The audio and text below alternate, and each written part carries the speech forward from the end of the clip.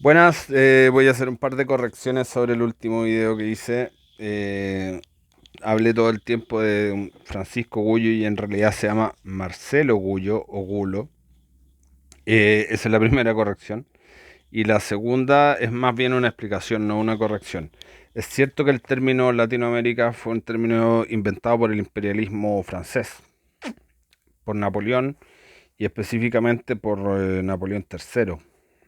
Cuando cuando Francia intentaba conquistar y dominar México, inventan este concepto Latinoamérica para englobar, digamos, algo en común que tuviera Francia con los países hispanoamericanos.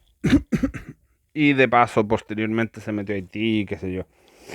Y es verdad que no tiene nada que ver con nosotros.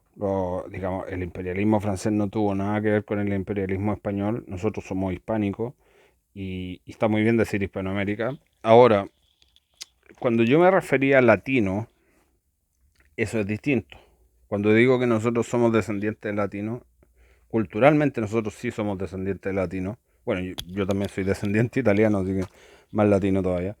El tema es el siguiente, tiene que ver con que la cultura occidental, actual, del mundo, viene de Roma. Y si bien una parte viene de Grecia, la filosofía, matemática, etcétera, la estructura de lo que es Occidente es Roma 100%, pero 100%. Y eso es innegable. ¿Y quién fue, digamos, el hijo predilecto, por así decirlo, el hijo que salió mejor y más claro respecto a eso fue España? España fue, digamos, quien mejor encarnó el imperio romano posteriormente con su imperio español, ¿no es cierto? El imperio católico. Por eso yo digo que nosotros en Hispanoamérica somos latinos también. No refiriéndome al término este que inventó Napoleón III o que utilizaban los franceses imperialistas, sino que refiriéndome a específicamente que venimos con una estructura de Estado, de familia, de todo romana. O sea, si alguien tiene algún tipo de duda de eso, que vaya a estudiar Derecho y el primer año va a tener Derecho romano uno 2 y 3 y es la base del sistema jurídico, de la noción de lo que es Occidente actualmente. Y también por eso siempre digo que nosotros somos más occidentales que los anglosajones, que ellos eran una provincia alejada y que no tenía ninguna importancia dentro del Imperio Romano, a diferencia de España, que España tuvo lo que es ahora España. La Hispania romana tuvo un montón de emperadores y césares y fue importantísima. O sea, los romanos y el imperio romano tenía una particularidad que no era racista, por lo menos no tenía esa concepción de que la raza era lo único importante, que es una concepción muy germánica. Por eso yo también hacía hincapié en la diferencia entre el fascismo y el nazismo, que es una diferencia que te indica justamente las concepciones distintas. Évola, que es un pensador fascista italiano, muy buen pensador, un filósofo, que en realidad él no era fascista, él existía de antes y siguió existiendo después, solo que entroncó, digamos, en cierta medida con el movimiento social fascista italiano. Ébola hablaba perfectamente acerca de estas diferencias y, digamos, miraba un poco en menos a la cultura germánica por lo mismo, porque veía esta obsesión con la raza que tenía Hitler como una cosa tribal, muy propia de los pueblos germánicos, que además siempre tuvieron esa concepción de pureza de sangre, etcétera.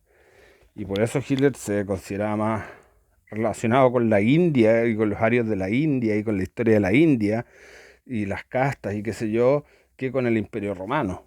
Entonces, obviamente, si estamos hablando de civilización, Roma es la civilización.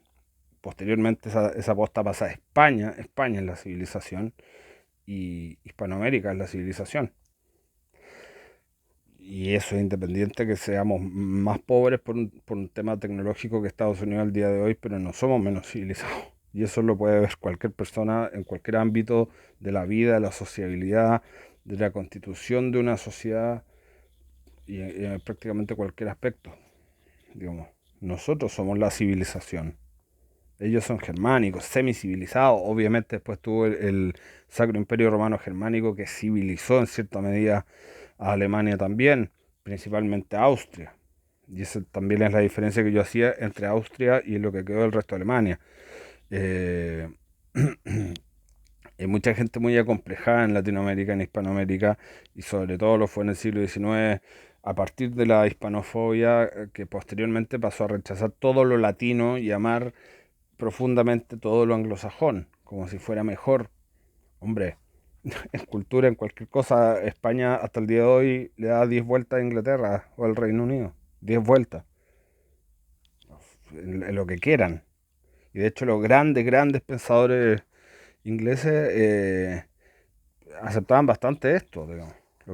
Curiosamente, los grandes pensadores ingleses son católicos, en contrasensu, sentido contrario a lo que era su país. Digamos, Chesterton, por ejemplo, un gran pensador conservador británico, y él era católico, y lo hacía un poco por rebeldía también, pero no era anglicano, digamos, era católico. Unamuno, Chesterton y Tolkien. Tolkien es otro, por ejemplo, Tolkien es otro británico que era católico. Para mí, Chesterton y Tolkien son los más grandes aportes culturales y pensadores que ha dado Inglaterra en los últimos 200 años, y ambos eran católicos. Y ambos tenían una visión totalmente distinta de lo que es la leyenda negra española. Ok, muchas gracias.